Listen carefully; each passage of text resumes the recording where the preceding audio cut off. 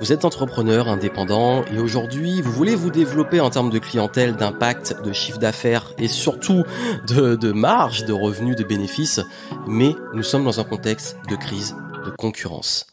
Comment on s'en sort et quels leviers actionner quand le marché et le contexte sont tendus, mais que vous voulez quand même vous développer, mais vous vous retrouvez confronté à beaucoup de frictions, que ça soit des clients qui ont beaucoup plus peur d'investir leur argent, que ça soit vous-même, la peur de manquer de clients, la peur de également vous dire est-ce que je suis encore viable, la peur de vous dire combien de temps ça va durer ce climat d'incertitude, où il y a une réalité, beaucoup de professionnels, de dirigeants, d'indépendants, d'entrepreneurs se retrouvent avec des contrats perdus, des annulations, parfois aussi des impayés, parce que le contexte, comme il est tendu, forcément ça peut créer ce genre de situation. Comment on le gère, ça va être le sujet du podcast aujourd'hui. Bienvenue ici Johan Yangting, bienvenue dans le flow. Et comme on parle de flow, aujourd'hui je vais parler de flow de vente. Comment rendre la vente beaucoup plus fluide, comment réussir à développer votre activité avec beaucoup plus de fluidité. C'est un peu mon mantra et c'est pour ça d'ailleurs que j'ai sorti un nouveau programme. Vous pouvez aller en descriptif dans les notes du podcast si vous voulez pouvoir le découvrir.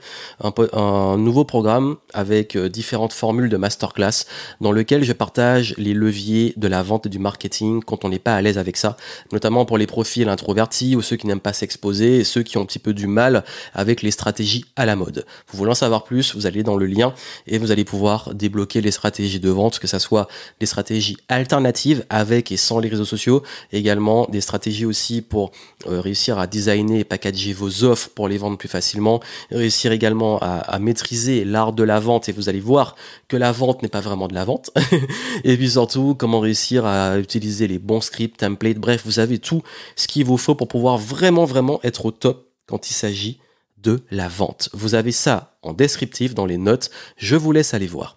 Et là, je voulais partager avec vous justement 5 leviers à actionner. Ils sont dévoilés dans les programmes, mais déjà au moins vous allez comprendre où mettre votre focus aujourd'hui.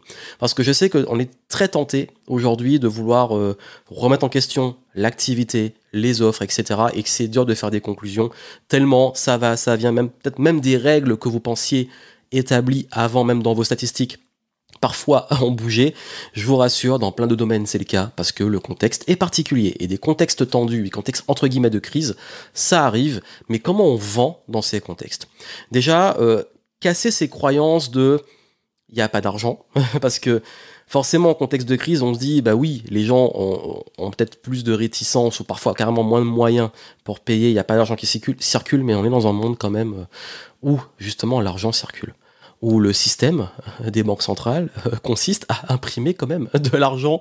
Donc, regardez autour de vous, il y a des structures, il y a des lieux, même des personnes, l'argent il est là. C'est juste, il faut savoir aller le chercher au bon endroit. De même que vous dites, ok, il y a trop de concurrence, comment je fais ? Mes concurrents, ils raflent tout, il y a des plus gros. Donc déjà, si vous avez des très gros concurrents, il est temps de vous questionner sur en quoi votre taille d'activité peut être un avantage par rapport à de la concurrence. Donc dans le programme, je vous montre justement comment vous différencier, comment avoir cette posture face à des plus gros concurrents, mais également aussi de voir la concurrence comme un bon signe du fait qu'il y a un marché déjà. Et que si ça marche, entre guillemets, il y a ce qu'on voit et la réalité, mais si ça marche pour les concurrents, c'est qu'il y a un marché. Donc vous, comment être créatif pour aller chercher cet argent et ce marché.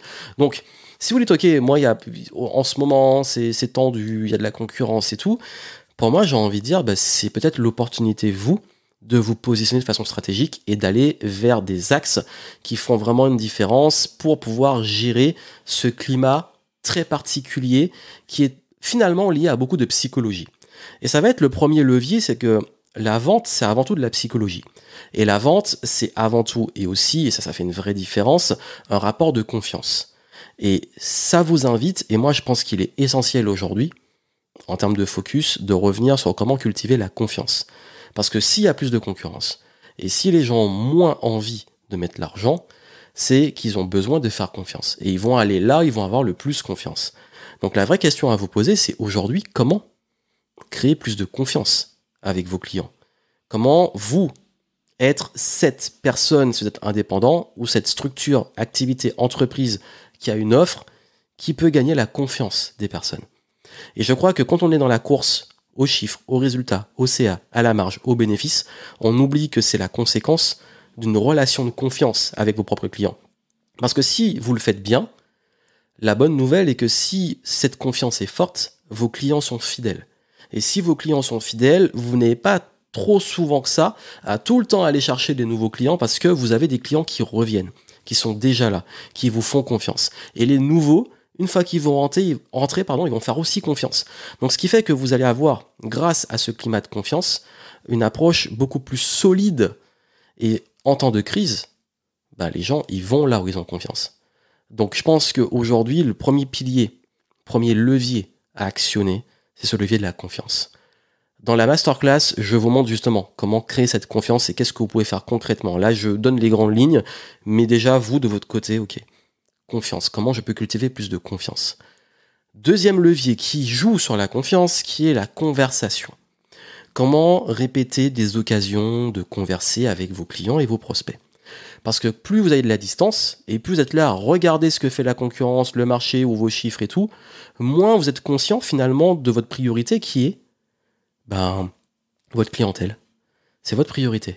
Parce que c'est vos clients qui payent. Donc, votre focus principal, ce sont vos clients. Donc, pourquoi aller regarder partout et ne pas aller vraiment creuser ce qui se passe auprès de vos clients? De quoi ils ont besoin, comment ils pensent, leurs préoccupations du moment, leur psychologie actuelle, leur vraie envie et besoin, et d'aller pouvoir y répondre. Et la meilleure façon, c'est de créer des occasions, de discuter avec eux, de les comprendre, de converser. Je le dis souvent, la vente, c'est de la conversation. Donc je vous invite fortement, pour ce deuxième levier, à vous demander aujourd'hui comment vous pouvez, et pourquoi ce serait, pertinent d'aller créer cette discussion avec vos clients, cette conversation si essentielle. Et à partir de ça, ça peut nourrir le troisième levier qui est d'avoir des offres. Ça peut être des offres ou une façon de packager vos offres qui soit contextuelle. Dans le domaine notamment que je vois, que je connais très bien, du coaching, business en ligne, etc., il y en a beaucoup qui font comme s'il ne se passait rien. Comme si tout était comme d'habitude. Comme si les règles n'avaient pas changé, comme si, ou alors ils en jouent. Ils disent que ça a énormément changé et puis ils réinventent la roue alors qu'au fond, derrière, c'est... Voilà. Mais l'idée, c'est, dans ce genre de contexte, il y a des offres qui marchent beaucoup moins bien, il y a d'autres qui fonctionnent beaucoup mieux. Mais si vous arrivez à discuter avec vos clients et à avoir ces informations-là, vous saurez justement quoi proposer. Et ne restez pas figé. Si en ce moment, vos offres ont du mal à se vendre, si en ce moment, vous avez à faire trop de forcing et c'est toujours de plus en plus dur et vous devez convaincre de façon forcée, c'est qu'il y a un souci. Donc soit vous devez créer des nouvelles offres ou une nouvelle offre beaucoup plus contextuelle et dans le climat actuel, je ne dis pas de réinventer tout votre business, mais au moins d'avoir quelque chose qui soit contextuel. Ou alors, si c'est la même offre, comment la packager et la vendre et justement créer cette confiance et ces leviers d'argumentation qui permettent justement de rassurer vos clients et de répondre à ce contexte actuel. Donc ne restez pas figé, c'est vraiment mon conseil. Ce troisième pilier, c'est ne restez pas figé et essayez des choses, essayez des approches, réinventez-vous.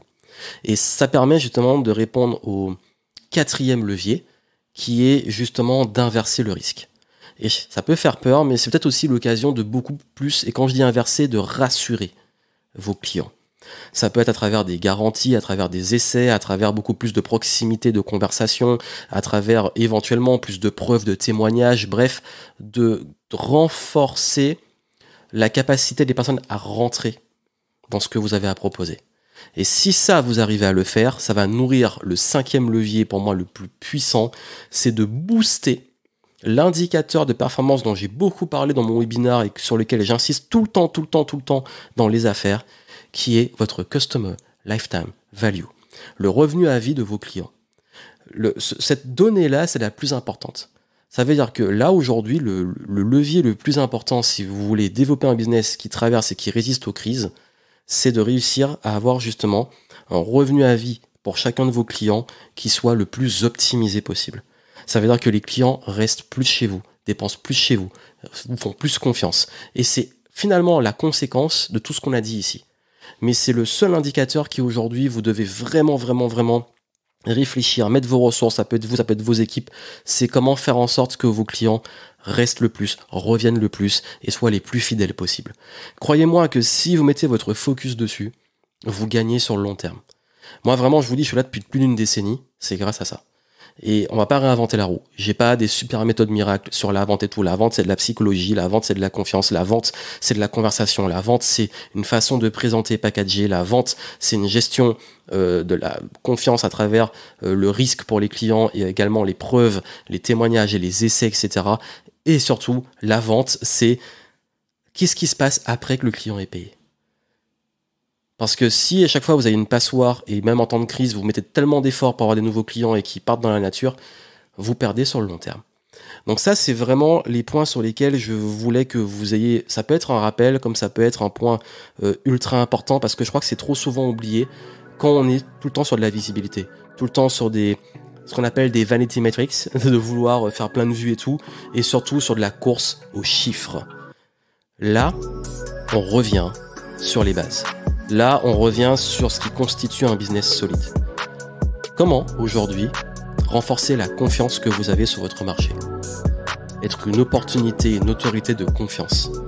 Comment créer le plus souvent possible de la conversation avec vos clients plutôt que d'aller imaginer ou juste regarder ce que fait la concurrence et être toujours dans une réaction sur votre marché au lieu de vous concentrer sur ce qui compte le plus pour votre business, vos clients. Comment réussir à packager vos offres ou les designer ou en créer qui soient dans le contexte actuel. Donc de bouger, d'être agile, de tester les choses. Comment inverser le risque? Comment rassurer? Comment proposer peut-être plus de preuves, d'essais, de témoignages, de garanties? Et enfin, comment renforcer votre valeur à vie pour vos clients? Donc savoir quoi leur proposer de façon régulière pour qu'ils restent chez vous. Et comment optimiser leur succès, leur réussite et surtout optimiser leur envie de rester chez vous. Si vous arrivez à faire ça, vous gagnez sur le long terme et ça, en temps de crise, ça fait toute la différence entre ceux qui s'agitent, s'épuisent et grillent leurs ressources et ceux qui traversent ces périodes-là et continuent sur le long terme. Parce que des crises, vous en aurez maintenant, vous en aurez après. Voici les conseils que je voulais vous donner et si vous voulez mettre ça en pratique, vous avez mes nouvelles masterclass sur la vente et le marketing où on va justement sur ce genre de base. Je vous montre comment créer la confiance, quelles sont les questions à poser à vos clients pour savoir quelle offre, qu'est-ce qu'ils veulent vraiment et comment créer des offres de contexte, comment également utiliser tous les leviers de l'influence, notamment par rapport aux objections, aux risques, à la crédibilité et compagnie. Bref, vous avez tout ça, c'est en descriptif, vous y allez et c'est pour une durée limitée que je vous ai proposé pas mal d'avantages et de bonus dessus, notamment sur la vente en temps de crise. Vous avez tout ça vraiment dans les notes du podcast, donc je vous invite à aller le découvrir. Voilà ce que je voulais partager avec vous, j'espère que ça vous aidera à revenir sur les fondamentaux et de comprendre que finalement, la vente, c'est avant tout ça. C'est pas juste faire de la com partout, parce que si vous avez ça, tous les efforts en visibilité vont être exponentiels parce que vous allez créer de la confiance, vous allez avoir des offres qui se vendent et pas une passoire, et surtout vous allez avoir des clients fidèles. Donc tout effort de visibilité, de traction, d'acquisition de clients sera décuplé et là vous aurez quelque chose de solide et même vous allez réussir à avoir un business qui peut même tourner sans nouveaux clients. Et ça c'est ce que je vous souhaite. Mais vous en aurez toujours des nouveaux. Mais je veux dire, même dans une période particulière très creuse, même sans nouveaux clients et en période creuse, votre business continue à tourner. Donc ça, si vous voulez en savoir plus, vous allez en descriptif. Je vous souhaite plein de succès et puis je vous retrouve très bientôt, peut-être dans les masterclass ou pour des futurs podcasts. Et Joanne Yangting, continuez de level up et de rester dans le flow.